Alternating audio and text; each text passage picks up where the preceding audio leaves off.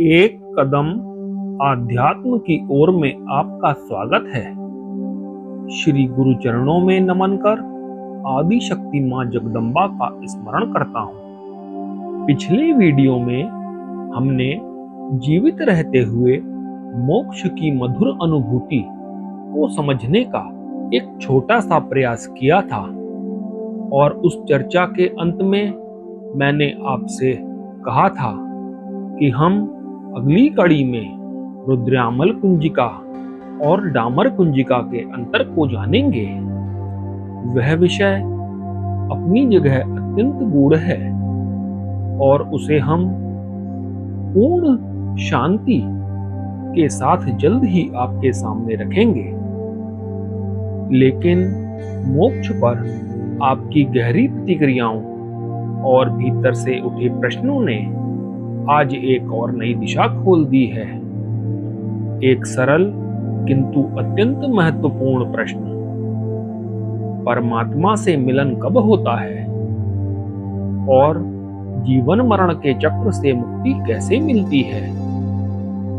आज का यह वीडियो आपके इन आंतरिक प्रश्नों का शांत, सौम्य और अनुभव आधारित उत्तर है।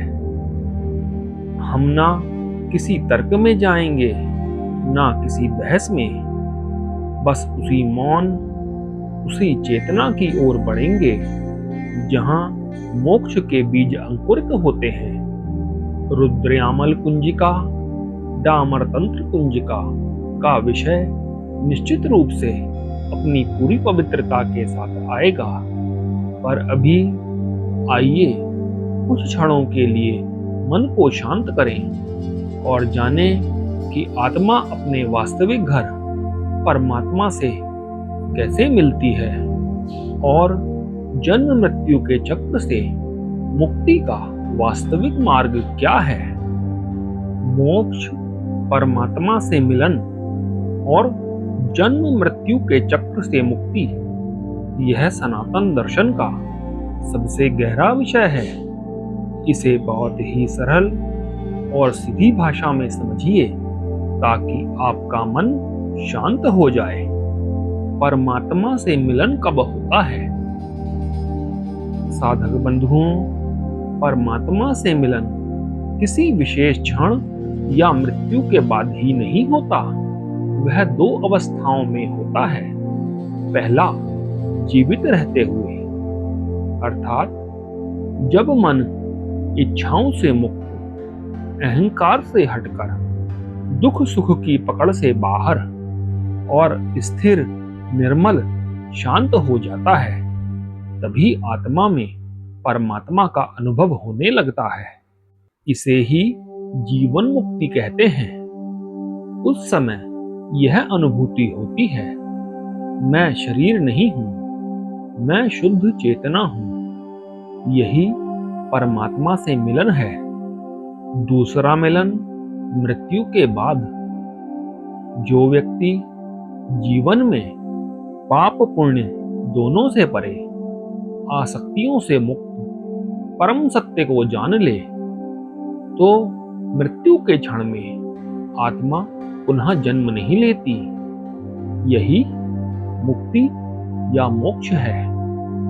अब प्रश्न यह है कि जन्म मरण के चक्र से मुक्ति कैसे मिलती है। साधकों, सनातन शास्त्र बताते हैं कि आत्मा बार बार जन्म लेती है, इच्छाओं के कारण, कर्मों के कारण और आसक्तियों के कारण। जब ये तीन बातें समाप्त हो जाती हैं, तभी संसार चक्र टूटता है। मोक्ष प्राप्ति के तीन मार्ग हैं। ज्ञान योग, अर्थात ज्ञान से मोक्ष। जब व्यक्ति यह प्रत्यक्ष अनुभव कर ले, मैं शरीर, मन, विचार नहीं, मैं आत्मा हूं। जैसे ही यह ज्ञान प्राप्त होता है, भय, आसक्ति, कर्म बंधन सब कट जाते हैं। यही सबसे सीधा मार्ग है। दूसरा है भक्ति योग, यानी प्रभु के प्रति पूर्ण समर्पण से मोक्ष। जब आप अपने अंतर्मन से कह देते हैं सब तुम ही हो, मैं कुछ भी नहीं, तभी अहंकार गिर जाता है और अहंकार की मृत्यु होने से मोक्ष की प्राप्ति होती है। साधक बंधुओं, तीसरा है कर्म योग अर्थात निष्काम कर्म।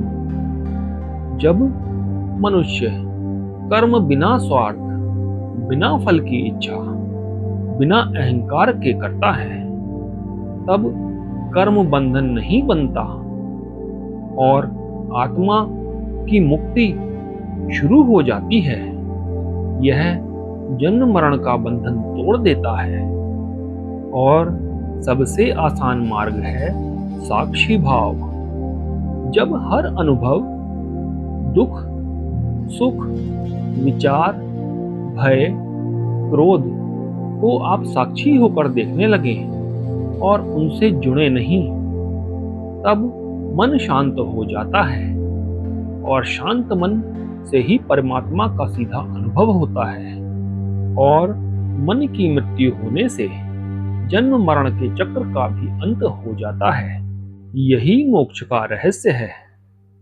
साधकों, मोक्ष कोई स्थान नहीं है, मोक्ष चेतना की अवस्था है।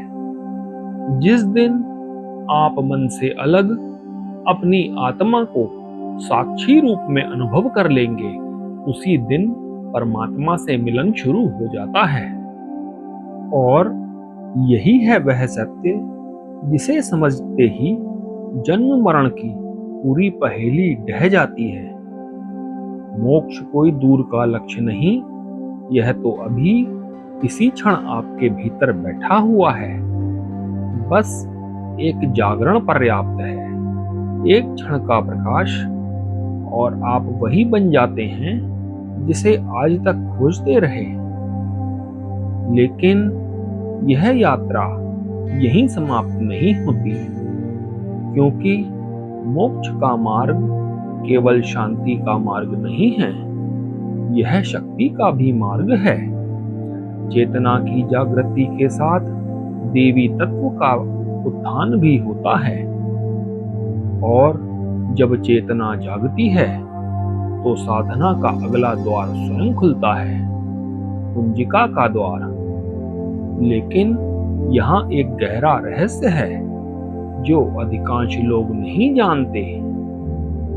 एक रुद्रयामल की कुंजिका और दूसरी डामर तंत्र की कुंजिका, दोनों का उपयोग शक्ति, सिद्धि और प्रभाव एक दूसरे से बिल्कुल भिन्न है और यही अंतर आपकी साधना की दिशा तय करता है।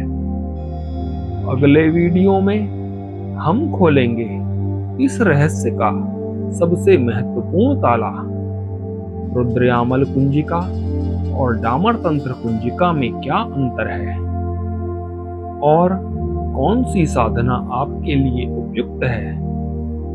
साधकों, यह आपकी आध्यात्मिक यात्रा का अगला कदम है, इसलिए इसे बिल्कुल भी देखना मत भूलिएगा, क्योंकि रहस्य अभी पूरा खुला नहीं है, यात्रा जारी है। तो आइए अब मन को स्थिर करें, दीपक को प्रज्वलित करें और देवी चामुंडा की दिव्य कृपा से जुड़ें। जय माई की।